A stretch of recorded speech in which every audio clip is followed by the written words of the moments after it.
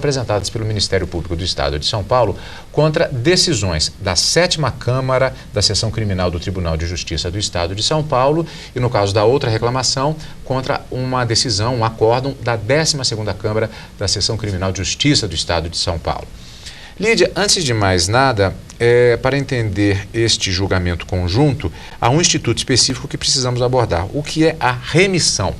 A remissão é um tipo de benefício previsto na lei penal que diz exatamente que caso a pessoa que esteja presa faça um trabalho por 3 dias, ela teria o direito de diminuir 1 dia na sua pena. Então, o questionamento todo dessas duas reclamações era justamente saber se o Tribunal de Justiça de São Paulo estaria aplicando o Instituto da Remissão de uma forma correta ou se estaria contrariando uma decisão do Supremo Tribunal Federal.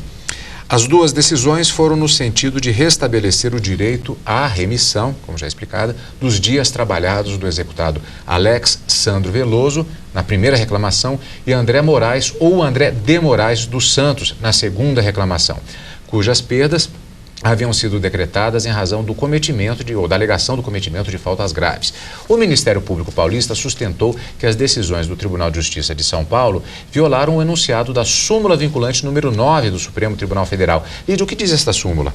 Essa súmula vinculante número 9 diz que um dos artigos da Lei de Execução Penal, que no caso seria o artigo 127, seria um artigo que foi recepcionado pela Constituição Federal de 1988, e esse artigo 127 diz que aquele preso que cometer falta grave, ele perderia esse direito de remir os dias trabalhados, ou seja, ele não teria essa diminuição de a cada 3 dias trabalhados, teria 1 dia a menos de cumprimento de pena. Então, a súmula diz que esse artigo foi recepcionado pela Constituição Federal de 88, portanto, ele é um artigo constitucional e a súmula vinculante tem esses efeitos, né, que nós já comentamos aqui no programa de hoje, que é de fazer com que os tribunais de instâncias inferiores respeitem o entendimento que já foi criado pelo Supremo Tribunal.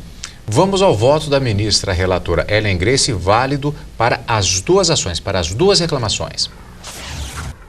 Inicialmente, entendo que o Ministério Público do Estado de São Paulo, que foi quem propôs ambas as reclamações, não possui legitimidade para propor originariamente reclamação perante esta Corte, pois incumbe ao Procurador-Geral da República exercer as funções do Ministério Público junto ao Supremo Tribunal Federal, nos termos do artigo 46 da Lei Complementar 75/93.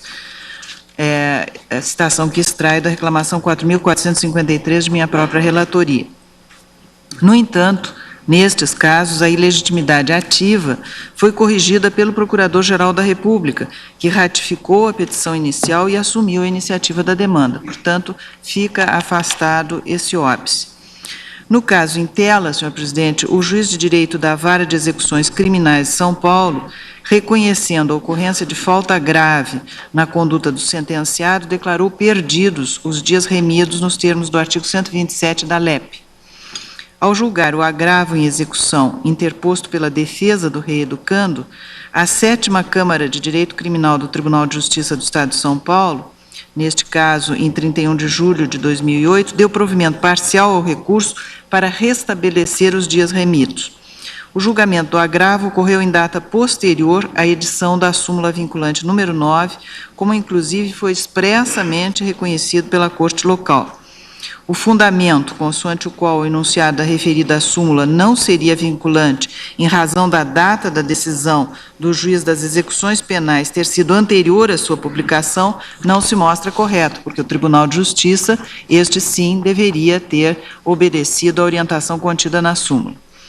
Com efeito, a tese de que o julgamento dos recursos interpostos contra decisões proferidas antes da edição da súmula não deve obrigatoriamente observar o enunciado sumular, após a sua publicação na imprensa oficial, não se mostra em consonância com o disposto no artigo 103-A caput da Constituição Federal, que impõe o efeito vinculante a todos os órgãos do Poder Judiciário a partir da publicação da súmula. Desse modo, o acórdão do TJ do Estado de São Paulo, proferido em 31 de julho de 2008, ao não considerar recepcionada a regra do artigo 127 da LEP, afrontou a súmula vinculante número 9. Além disso, o referido acórdão também violou o enunciado na súmula número 10, eis que a 7ª Câmara Criminal, órgão fracionário do TJ São Paulo, afastou a incidência do artigo 127 sob o fundamento de que tal dispositivo afronta princípios constitucionais. Ante o exposto, defiro a admissão, é essa a minha conclusão, a admissão do senhor Procurador-Geral da República como autor da demanda e julgo procedente a presente reclamação para cassar o acórdão da 7ª Câmara Criminal do TJ de São Paulo, que restabeleceu os dias remidos do reeducando. É esse o meu voto. Portanto, Lídia, isso significa que eles perderam os dias remidos em função das faltas graves cometidas. Isso, houve exatamente a aplicação da súmula número 9, então as decisões do Tribunal de Justiça de São Paulo que tinham dado esse direito de remir os dias trabalhados foram decisões cassadas pelo Tribunal, pelo Supremo Tribunal Federal, e, na verdade, essas pessoas que estão cumprindo essa pena, então, cometeram faltas graves e o Tribunal de Justiça de São Paulo entendeu que, como a decisão do juiz foi anterior à edição da súmula, não haveria necessidade de se aplicar a súmula neste caso. O Supremo entendeu que, mesmo sendo anterior, como é uma súmula vinculante, deve ser aplicada e cometeram faltas graves, perderam os dias remidos, então. Para registro, esta sessão plenária foi a última com a participação do Procurador-Geral da República, Antônio Fernando Barros e Silva de Souza. Houve, inclusive, discursos de agradecimento, de parabenização pelo período em que ele atuou à frente da Procuradoria-Geral da República e na atuação no plenário e junto ao Supremo Tribunal Federal. Um registro, portanto, desta sessão plenária que encerra os trabalhos do mês de junho, com expectativa ainda para a última sessão plenária, marcada para o dia 1º de julho de 2009 e que você vai acompanhar também com os destaques do julgamento daquela sessão aqui no Síntese. Lídia, obrigado pela sua participação mais uma vez. Eu que agradeço. E obrigado você, amigo da TV Justiça, por estar conosco, com o encontro marcado na próxima edição de Síntese. E claro também, quartas e quintas-feiras e no caso, especificamente, no próximo direto do plenário, com o acompanhamento da sessão plenária do dia 1º de julho de 2009. Aqui, na TV Justiça.